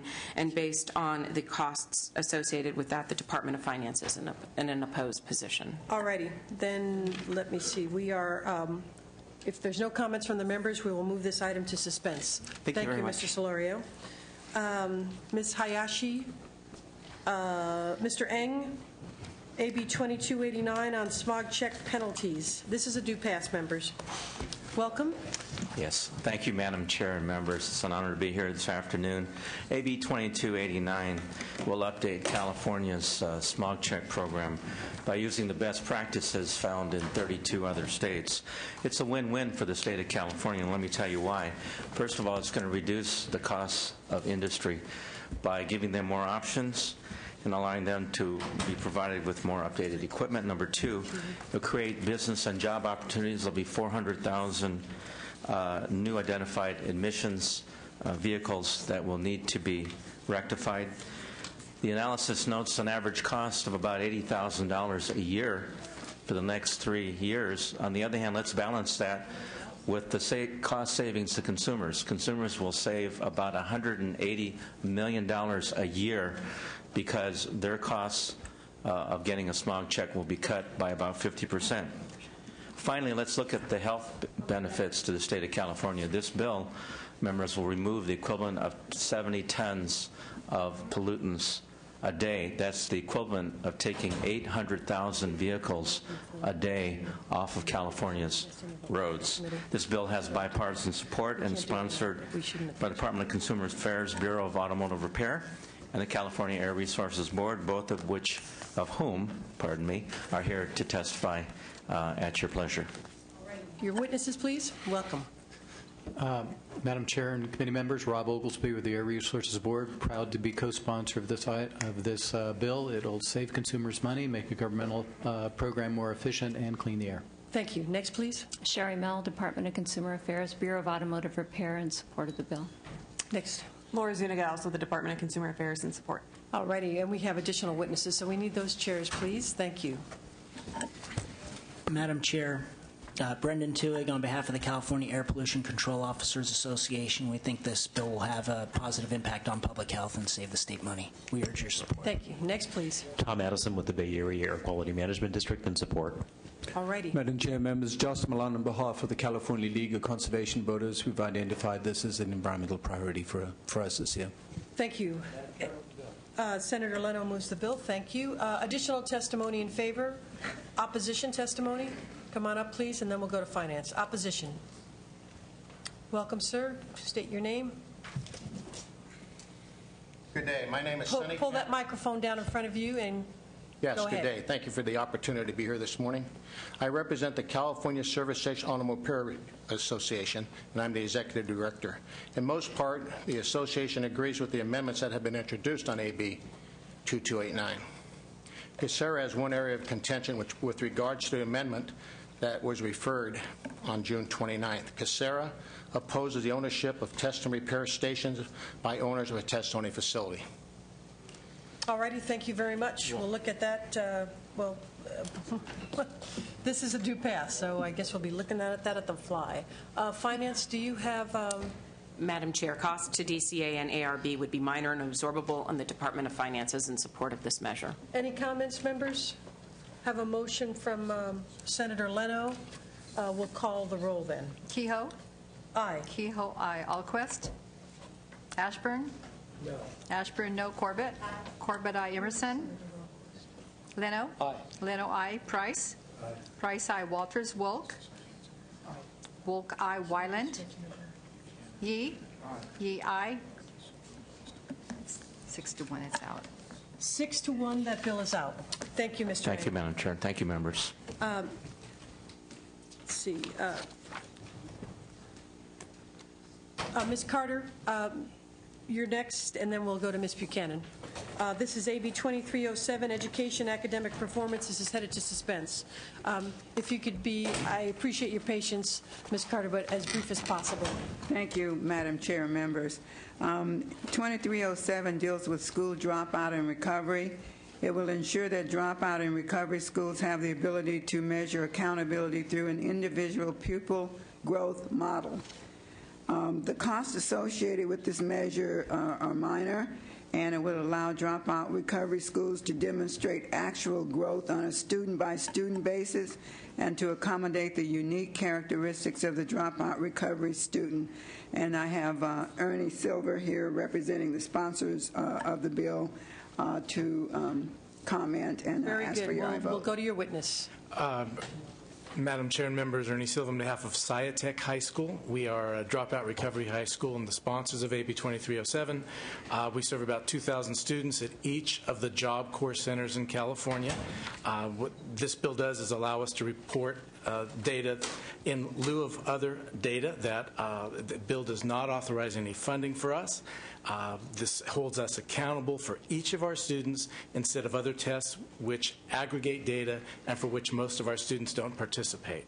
The bill was approved by the Assembly without any no votes and was approved by consent in the Senate Education Committee. We would appreciate your support. Very good. Any other testimony in favor? Is there opposition testimony? Finance, do you have a comment? And then we'll go to Ms. Buchanan's item. The bill would create new responsibilities for the superintendent of public education and board staff, and would result in new general fund costs. However, because we don't know the number of reviews that would come before them, the state costs cannot be determined. All righty. Any additional comments, members? Without objection, then, this item will go to suspense. Thank you. Thank you, Ms. Carter. Appreciate it. We'll look at it there. Thank you. Members, we'll move to item AB 1592 by Ms. Buchanan. This is the memorandum of understanding with some of the employee groups. Welcome. Go right ahead. Thank you very much, Madam Chair and members. Assembly Bill 1592 is a bill that will ratify the Memorandum of Understanding between the state and bargaining units 8, 16, and 19, representing more than 11,000 full-time state workers employed by the California Department of Forestry and Fire Protection, Department of Veteran Affairs, Department of Corrections and Rehabilitation, Youth Authority, Mental Health, and other departments. I would like to thank the employee representatives for these bargaining units for their leadership in agreeing to these changes during our very difficult economic climate. These agreements will result in short-term savings to the general fund and significant long-term savings to PERS due to the changes in pension obligations for future employees. I ask that this bill be considered for a vote today. The bill is sponsored by the Department of Personnel Administration, California Department of Forestry Firefighters, Union of American Physicians and Dentists, and American Federation of State, County, and Municipal Employees. Thank you. Members, this is a due pass. We'll go to the witnesses now. Madam Chair, Tom Dyer, Department of Personnel Administration, in support of this bill and urge your aye vote. Thank you. Next, please. I'm Bob Wolf, President of CDF Firefighters, Local 2881, representing the men and women of CAL FIRE. This was a long process. We worked extremely hard with the Department of Personnel Administration to hammer out what we think is a fair agreement, addressing a lot of concerns the citizens and you have. This is difficult times. We think we stepped up, tightened our belts with everyone, and ask you to help us reaffirm collective bargaining works and to vote yes on this bill. Thank you. Next, please. Good afternoon. Douglas Chiappetta on behalf of the Union of American Physicians and Dentists, AFSCME Local 206. We strongly bargain in good faith with the state. We have 1,900 physicians, dentists, surgeons, and podiatrists. We strongly urge you to support this bill as it adopts our MOU bill. Thank you. Thank you very much. Madam Chairwoman, members of the committee, Willie Pelot, representing the American Federation of State, County, and Municipal Employees. Ask for your strong support of the bill for both of our units, 16 and 19. Thank you. Thank you. Additional testimony in favor? Is there opposition testimony? Mr. Leno moves the bill. Finance, do you have a comment? The bill would result in savings of approximately $58.1 million, of which about $44 million is general fund, and the Department of Finance is in support of this measure. All righty. Comments, members? Important memorandums of understanding negotiated by the governor with thousands of our employees, and I support the motion. Any further comments? Then we'll call the roll. Kehoe? Aye. Kehoe, aye. Alquist? Ashburn? Aye. Ashburn, aye. Corbett? Aye. Corbett, aye. Emerson? Aye. Emerson, aye. Leno? Aye. Leno, aye. Price? Aye. Price, aye. Walters? Wolk? Wolk, aye. Wyland? Yee? Yee, aye. 8-0. 8-0. 8-0. That bill is out. Thank you very much. I appreciate your time.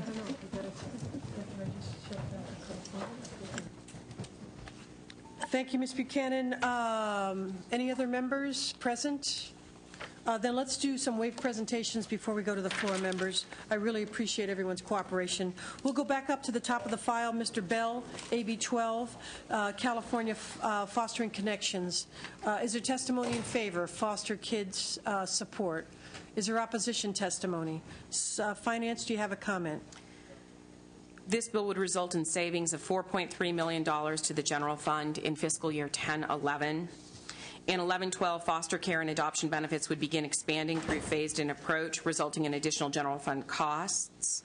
The resulting costs of 2011 are $6.2 million, offset by a savings of $35.6 million. In 2012-13, we anticipate costs of $38.3 million, offset by savings of $42.8 million in general fund. And in 2013-14, a total cost of $80 million general fund, which would be partially offset by $45.7 million in savings. Beginning in 14-15, costs of $110.4 million would be partially offset by annualized savings of $50.4 million, resulting in a net annual cost from that point forward of $60 million. Thank you. Without objection, members, if there's no comments, the item goes to suspense. May I just say, if Mr. Portantino, Mr. Nilo, or Mr. Huffman are available, we could take up their items for action before 1 o'clock. Mr. Bell's second item is AB 2221, substance abuse. Is there testimony in favor? Is there opposition testimony? Finance, do you have a comment on this one? We estimate general fund costs of $125,000 in 10-11, $250,000 in 11-12, and continuing. Notwithstanding the policy merits of this bill, extreme fiscal prudence must be exercised during this time of economic instability, and we are opposed. Thank you. Members, are there any comments on this? This is Mr. Bell's second item, I think. Seeing none, then that item goes to suspense. Next on waiving presentation is AB 1341 by Ms. Lowenthal, possessory interest for Long Beach. Is there testimony in favor? Opposition testimony? Finance, do you have a comment?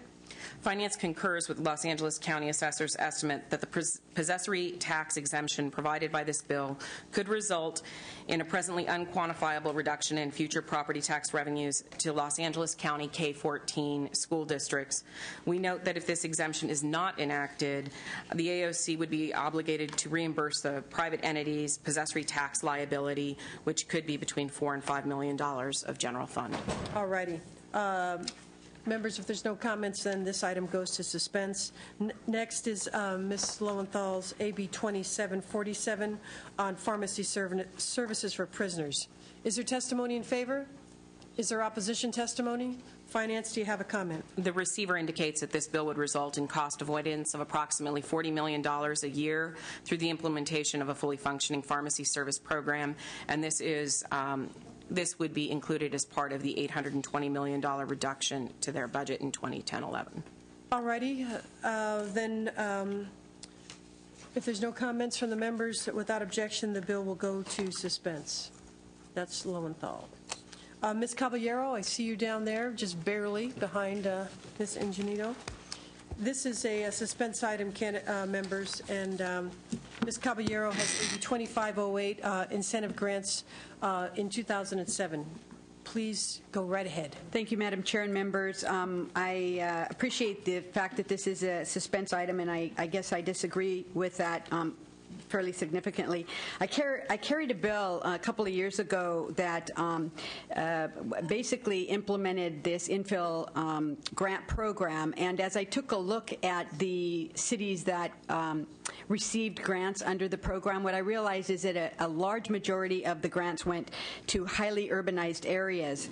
And when I asked the question of HCD why that occurred, what I found out was that because of the way that the legislation was written, it required the cities to meet what are affectionately known as the Mullen densities, which for many rural communities are really impossible to meet.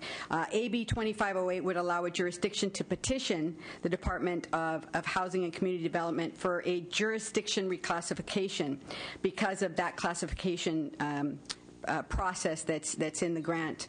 And it would allow it to meet its threshold requirements for the infrastructure grant program. The bill will allow cities who believe that they are inappropriately classified to submit documentation and other evidence to HCD to make their case for an exception.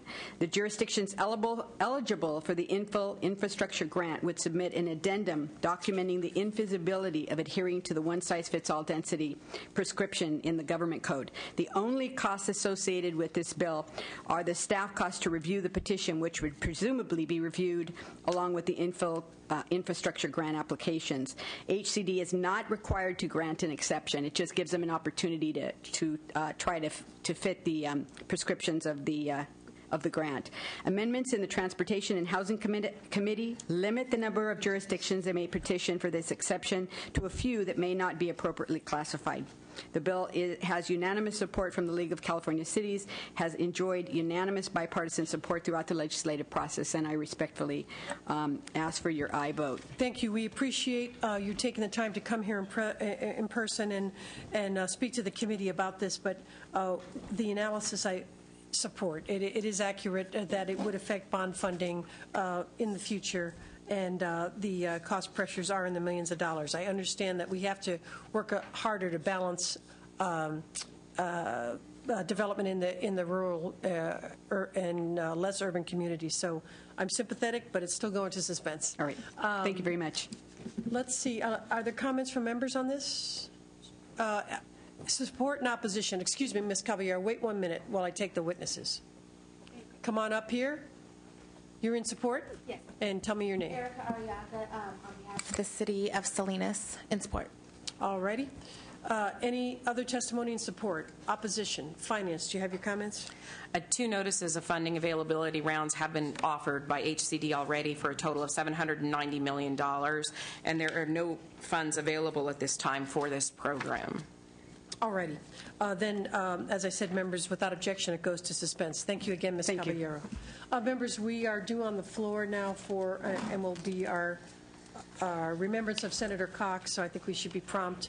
We're going to recess then, and we will return upon adjournment, members, to finish the rest of the file.